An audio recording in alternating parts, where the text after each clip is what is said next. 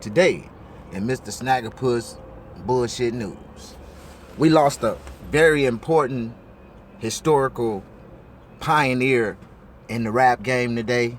Well, yesterday. Craig Mack died of complication of, heart complications. He died from complications of the pneumonia, heart failure. Well, I got the true diagnosis. What I got the we got the autopsy report right here. We're gonna read it at the end so y'all understand what this subject is about. Craig Mack. Who gives a fuck about Craig Mack? You be talking knees. I break them down to their knees. Craig Mack, girl, I got that burger face. Yeah, P. Diddy. No, Sean Puffy Combs. No, let me see. How do I say his name properly? Yeah, Sean Combs. We ain't gonna, no, not even Sean Combs. Puff Daddy, yeah.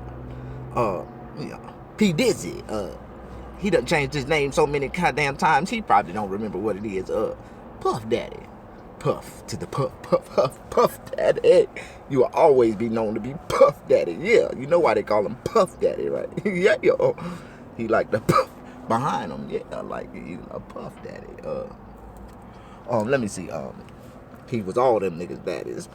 Puffy, come here, Puffy. Yeah, yo. Fluffy, Puffy. No, Fluffy, Biggie, come here, girl. Let me tell y'all something. Craig Mack is irrelevant to the rap game. Well, he isn't. He's actually a pioneer in the rap game. He did make a one-hit wonder CD. He had a couple hits on that CD. But, because they used to talk about Craig Mack, about his acne and his big old nose and, the way he looked, Craig Mack, he never did, have, he used to be very insecure when he go on stage, he was real shy. When he used to do shows and stuff, he used to come out like last and he'd be like, they be like, you be saying please, like nigga please, look at my nose nigga, ooh. Like he was always ashamed of his nose and the acne that was always erupting in his face. And then all them niggas like in the Bad Boy crew used to talk about him and shit. And he used to come around and psychologically that broke Craig Mack down where he didn't even want to be seen. He ran all the way to the hills of Carolinas and got a house where, he was working at the Waffle House as a cook before he died. Because P. Diddy owned all the rights to the music. No, we ain't gonna go there. He owned more than all the rights to the music. P. Diddy told him one day that, because Craig Mack wouldn't come out the house to do a show one day because he was, he had this big eruption on his face and he didn't want the world to see it on his nose. It was like right there on the tip of his nose. And he was like, man, right now I gotta cancel that show because I got this shit on my nose. And I don't want nobody to see it. P. Diddy be like, man, fuck it, man. We're gonna put makeup on it. You gonna do the show. And he wouldn't come out the house because he had this, this phobia, man. He didn't want nobody to see him when his shit was erupted. And I feel him, man. You ever seen nobody with a whole bunch of acne and shit and they just want to stay to themselves and they don't want nobody to see him? Then everybody was talking about him. Craig Mack was the definition of ugly back then because people were like, oh, man, you look just like Craig Mack. And everybody would bust out laughing like, oh, you want an ugly motherfucker? Like, and I felt this pain. Like, I met Craig Mack at the goddamn Waffle House one day and he was cooking me a burger and some waffles, right? Well, what they call a steak patty. He was cooking me a patty with some waffles and shit. And I was asking, man, like, why the fuck did you, why you stop doing music, man? You was a hit, man. You was a good rapper. But he was like, well, P. Diddy gave him a couple of them songs that he put on his album, or most of them. He said he only wrote like 3 or 4 songs. And his hits was the ones that he really wrote. Everything else with the bullshit, the dance moves and all that shit, that was music that P. Diddy had gave him to record for, to put on his album, to help him build an album. And he was like, the reason why he don't, perform is because P. Diddy owned all the rights and he dared him to say anything. He took all his music, the couple songs that he did write. Hell, P. Diddy owned the rights to the shit, so he couldn't even, go tour on a comeback tour or, do his own greatest hit tour, Craig Mack greatest hits. He didn't own those hits. He didn't own the rights, so they had to, and he never got his residuals. They got all the money for it. So Craig Mack ran off a long time ago crying, man. to the goddamn to the hills of Carolina somewhere, man, and you know, he's still a celebrity. You know, within the, you know, they kept him hush. They gave him a couple grand every month, and he was cool with it. You know, he had his own little spot. He had his kids, and he raised his kids often. You know, he did a lot of stuff, man. But he died broke because P Diddy never paid him. Did none of them pay him, man. They didn't even pay him no respect. You know, none of the rappers, and nowadays ain't nobody, you know, mixing Craig Mack shit. Like, nobody mixing his shit. Even now, you know, his shit is unmixable. Like, if you didn't have a style like Craig, then you couldn't even rap like Craig. Like, you know, the only people that can like really tear Craig Mack up is like people like Silk the Shocker. You know, KRS-One talked about Craig Mack so bad one time, it was a damn shame. Can anybody relate to my content right now? If you don't understand what the fuck I'm talking about, this is about Craig Mack, the big nose Mack from New York. He died. He had died of complications of heart failure. Yeah, at 48 years old. 48, nigga. That's crazy. 40. He didn't even live to see 50. He died at 48. So I don't expect to live to see that old. Well, I'm expecting to live to see 60, you know, but that's a prime example that my generation is going to die a little earlier. So if he died at 48, I might be down in my last 10. I don't know what the fuck, but shit. That's fucked up, man. You know how we said back in, you know, in the laws of life, you know, better them than me. Like, you know what I'm saying? Like, it's fucked up. You know, people like me that smoke every day and drink and, you know, do all kind of crazy shit to themselves, they live forever.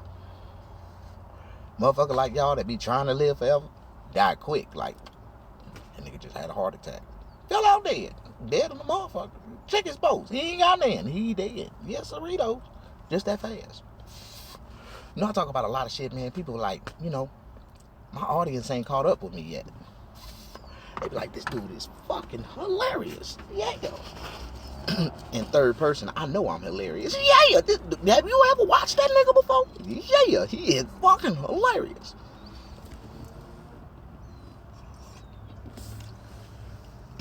You know, white people keep accusing O.J. Simpson for admitting to killing his ex-wife, Nicole, and Ron Goldman. Like, that was one of the biggest stories of the 90s. Like, the 90s. Like, that was a long time ago. And I remember to this day when I was looking at the TV and OJ was going down the goddamn freeway doing 30 miles per hour. Like, nigga, you ain't running from the police. That's what I was saying when I was watching the shit live, nigga. Like, this is not no high-speed chase. This is some bullshit. OJ, speed up. Speed up, nigga. You ain't gonna try to get away, nigga. But the biggest day of my life, the most, you know, this is one of the reasons why television paint the lie to your vision. Like, you know, I was so happy for OJ when he got acquitted. I walked around and I was doing some of the dumbest niggerish shit in the world. I was, you know, imitating Johnny Cochran. If the glove don't fit, you must quit. Like, yeah, I was a kid, man, and I turned up off that story. Like, I was all at the house. I had my family and laughing and shit. My grandma was waking me up at 2 o'clock in the morning to get on the table and do them jokes and shit.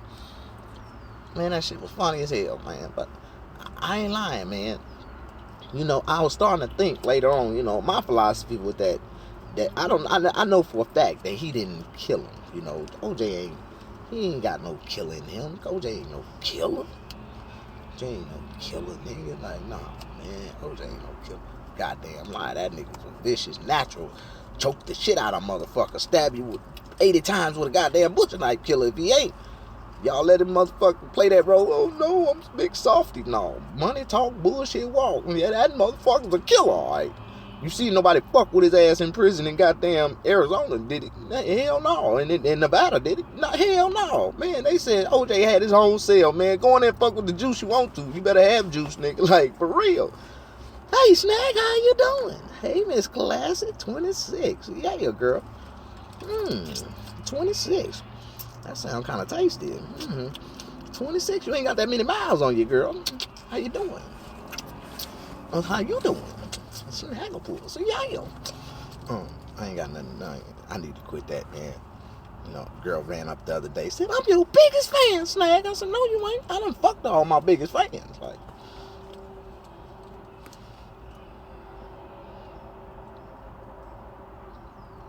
yeah. And she was my biggest fan by far, though. I promise she was about 450 pounds. And she was like, well, you ain't fucked me. I said, I never will, neither, because you kind of too big for me. I don't want to get into it with you. And we got to get into it. We get to fighting and shit. And I know you too big for me to handle. So I know how to pick my battles. And I don't think, me and you ain't going to get along. That was the one girl I let get away because I just knew if I'd have moved her, if I'd have said the wrong thing to her, I can already imagine what she could have been, big, soft, juicy, waterbed feeling, and I call it memory foam, like, and it's still kind of cold, so I need one right now. I can crawl right up on the side of her hips and shit. That's like a heat rock, and that shit, softly, glidely, you just put it over you and shit like a comforter.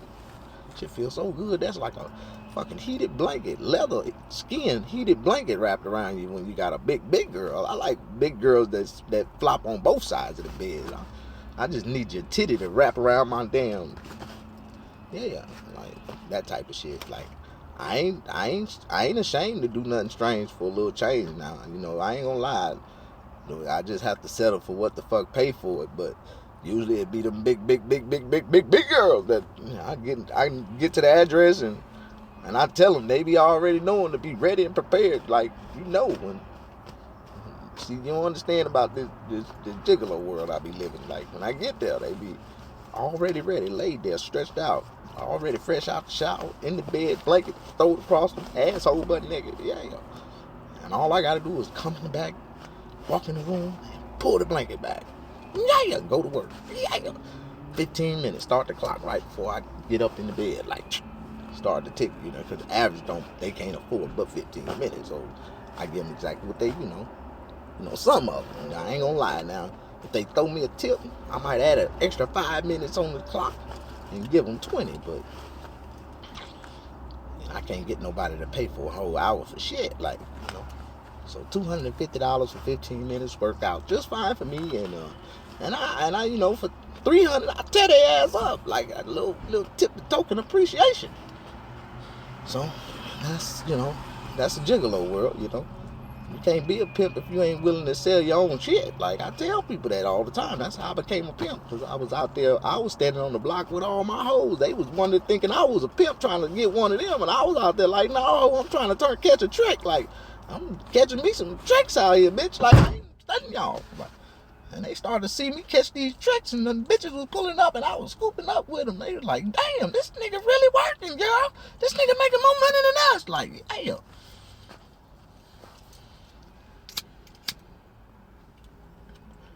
Yeah, man. It's crazy, man. Shit is crazy, man. Gigolo world. Have you ever had to, stand on the corner and sell yourself? Yeah, sell yourself. You gotta make $1 some kind of way. My mama said ain't no man in the world supposed to be hungry, broke, or homeless on the side of the road. Like, no man. I'm like, what? When all else failed, a man's supposed to have his dick for sale. Like, yeah, okay, mama. Same thing for a goddamn woman. Don't you ever feel sorry for a sorry ass woman. She ain't got no money, and that bitch sitting on $60, at least $60 every 5 minutes. That motherfucker, you better tell that bitch she better get off her damn ass and go sell something. Like, okay, mama. Like, shit. If you ain't had no mama like my mama told me the truth, and I ain't nothing but the truth. It set me free. Every female I ever told that shit, real talk. Shit, girl, you sitting on at least $60, and she go get it. And once she discovered the power of that, man, never fail, man. I lose a good one, man. Like, my life ain't shit. I ain't shit. I ain't nothing but I'm that boyfriend. That's what I tell females about every boyfriend. A boyfriend ain't shit but the nigga that's gonna build you up for the next nigga that's gonna marry your ass. Like, yeah. A nigga ain't talking serious about talking about life, buying a house, buying a home, building credit, building life together, what we finna do in the next 20 years, and you ain't finna say shit but riding along. Come on. You ain't talking about shit. Y'all out here fucking with these lame ass, fuck ass niggas. They ain't got no direction, no plan, no nothing in their life. And y'all out here chasing, following behind these nothing ass niggas that don't know nothing. Like, but the nigga that do that'll take you to the promised land. See, there's all kind of ways we can get it. And I can make way more money with a fucking female than I can by myself. Like, let's go. Y'all don't want to ride. Y'all don't want to ride.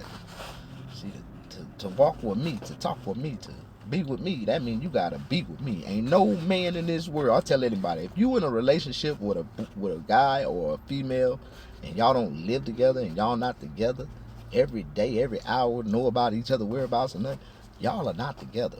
That nigga is trying to fuck something else, and you trying to fuck some. You trying to let another nigga fuck you. It never fail. But y'all get mad at me when I tell the truth. Y'all sitting up here, y'all lustful than a motherfucker, talking about I'm faithful, I'm in a relationship. And then as soon as the right dick walk right by your face, you be like, ooh. If you think that you would fucking give that a try, then your ass is not ready. You're not faithful. You're not true to yourself. Shit, you're lying, bitch. Live your life. You gotta experience life to fucking say I'm ready. That means you tired of the bullshit. You done already did everything under the sun. The motherfucker say, okay, I done tried all that bullshit. Man, fuck that shit.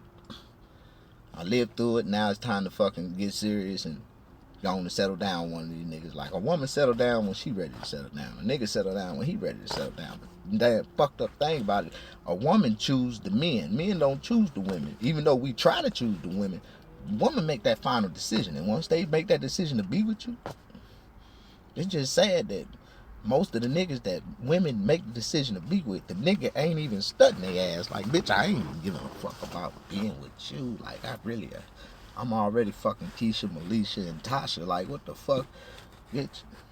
And Keisha and Misha is your goddamn best friend. Once you find out about them hoes, you ain't gonna want to fuck with me no more. That's what niggas is. It's like, once she found out about the hoes, she don't give a fuck. She cut the hoes off and keep the nigga. Like, y'all some dumb bitches. Dumb as fuck. Y'all, you know, a real man that'll be faithful, that'll love you to the day you die. The man that'll come up to you and try to be a gentleman. You wouldn't get that nigga no play in the world. But y'all always choose that nigga. And I tell people, women, you know, it's a reason why God made short women. why he make short men, why he make tall men, why he make tall women, why he make fat men, why he make fat women. It's a reason. And each one of those people have a person in that category that was meant for them. Like, you know, I tell everybody, my queen is a short, beautiful woman, some woman that I can see eye to eye. And I'm a short man, so I'm looking for a short, beautiful woman. That's just what I'm looking for. A tall woman, it never failed. The bitch gonna look over my head. When y'all short women choose a tall man, and y'all wonder why a couple years later the shit didn't fucking fit, the shit didn't work out, I'm gonna tell you why. And you can always imagine this. You can trip out when I say this. I bet y'all. You want to know why y'all couldn't fucking relate, or y'all couldn't fucking communicate, or y'all couldn't fucking see eye to eye? Because y'all couldn't see eye to eye.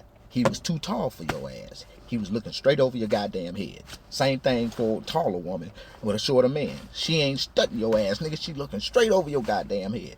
And y'all think I be lying when I come up with these concepts and these philosophies of life. Y'all think I just be, this is study. This is fucking, I am a philosopher, man. I'm more than just what the fuck you think you're watching. Like, y'all motherfuckers really don't know. Listen to the content. Yeah, I might drift off script sometimes, because ain't none of this shit script. Like, I'm trying to build up some script to get some script money so I can put into a real production. But y'all motherfuckers will not support me like I trying to get. Like, you know what? But God keep telling me to keep going live, nigga. And somebody's gonna see your vision and they gonna invest. And when they invest, you don't need but one person. I don't need but one. I don't need a lot of people to invest in me. I just need one smart motherfucker that want to make a lot of money. Like, just one. And be my powerhouse investor. I swear. We'll say fuck the rest of these niggas and take this shit to the next level. Like, yeah, yo. Fucked up, man. My life ain't shit right now. But watch how it turn out to be. It's gonna be great and magnificent. Because I do magnificent shit, nigga. I don't know about the rest of y'all, nigga. I done paid cash for a Rolls Royce before. I know what it feel like. Mine, nigga. Only nigga in Mississippi with a Rolls Royce. I didn't keep it long, but that's alright. I know what it felt like to buy one.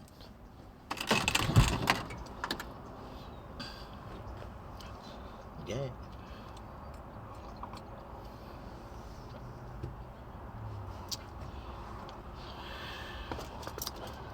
Moves I done made in life is so fucking ridiculous. So crazy. Some of the things that done happened in my life is so unbelievable. And now I find myself by myself every night. And I contemplate on the things that I've been through. You know what I'm saying? The things that I done did. The things that I seen, like. And I also fight with myself every night. Like, I got all this shit. I used to have all this shit going on for myself. I don't talk to none of those people no more. Half of the people I ever associated with in life is dead. Like, if they ain't dead, they doing 1,000,000 years behind bars somewhere. Because they was radical as fuck. I was radical. But when you catch your sense and you start to live for life, and I ain't gonna lie, man, everything I ever prayed for, God has gave it to me. He gave me protection, He gave me comfort, He gave me peace. You know what I'm saying? He gave me my son, He gave me my daughter. And I talk a lot of shit, man, but I only got 2 kids. 2, a boy and a girl, that's it. Smart. Smart as fuck, ain't it? For a grown-ass man, smart. Man, I made that decision deliberately every time, like, and I got exactly what I wanted. 2 kids, that was it. A boy and a girl. I don't need no more, nigga. I'm straight. My daughter finna be 18, and my boy finna be 4. I mean, I had to start all over again. 14 years apart. I almost got away. I almost just got away with 1 kid. And now I got chillin'. If you got more than 1, that means you got chillin'.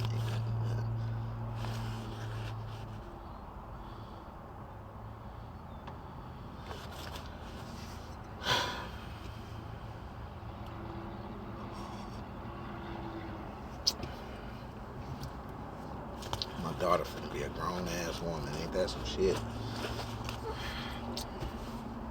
So with my mind at with women, I really can't be there.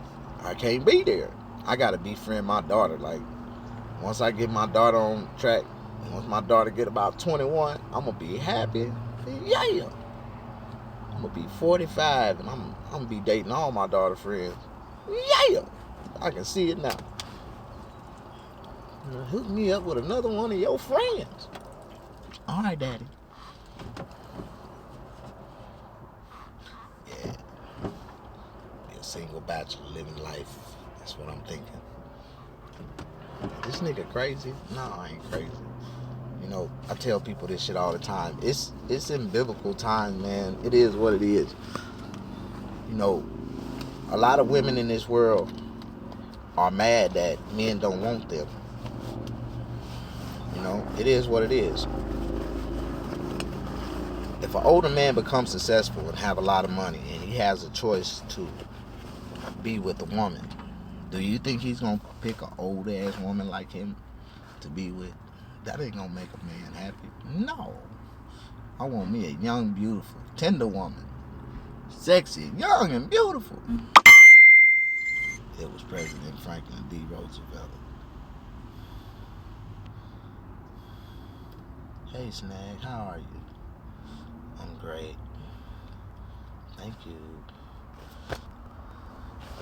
Ain't nobody commenting. I got 6 eyes watching me, but only 3 likes. That means I got 3 haters and 3 lovers. And if I got one lover override 10 haters every day. Like I tell people this, man. I love y'all, man. If y'all love me, if y'all like me, anything I do and say, just push the like button right now. I just try to get a couple likes on my videos to let me know that even if I had 12 people watching me, at least I got 12 likes. So that showed my analytics, like, it's booming up, like my rating. Like, I've been on YouTube for 8 years, 9 years now, 9 years. I done did videos with some of the largest YouTubers, and I just prove a fucking example. Like, you know, I don't give a fuck who you work with or who you do a video with. They can have millions and millions of views. That do not mean that energy is going to travel to you when you do a video with them or you work with them. It doesn't mean that. Their audience is their audience. And when your audience gets to that point, then their audience will follow you. Like, it never fails. Once you start to get a little big, Like all of a sudden, motherfuckers is starting to subscribe to my shit every day.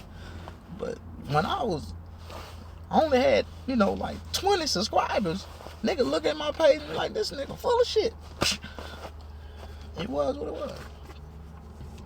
But God is good. I get blessed every day with new subscribers. I don't know where these people coming from, or how they like me, or why they like me. But something I'm saying is real. Like, my life is real, man.